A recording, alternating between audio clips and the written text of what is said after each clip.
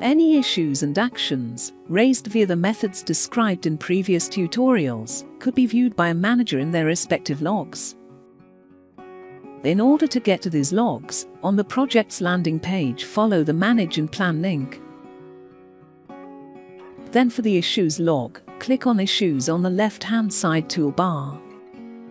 This will take you to a page where you can view all the issues that have been raised throughout the project.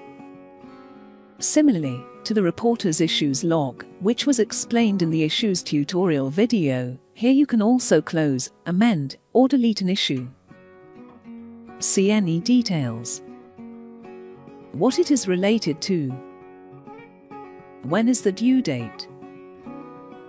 By whom it has been raised. And who is responsible for closing out the action related to it. You can search or filter by various filters using the options provided below the top toolbar.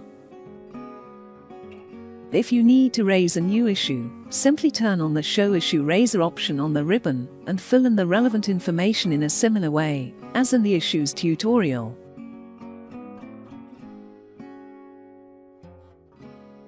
In order to review the Actions log, select the Actions button on the left-hand side toolbar. Here you can raise a new action by filling in the required information or review all of the actions that have been raised throughout the project. Similarly to the Issues log, here you can also close, amend, or delete an action. See any details. When is the due date? Who is responsible for closing it out? What it is related to? And who has raised the related issue? Once you are happy with all of the changes you've made, remember to click the Upload button to submit your updates to the system.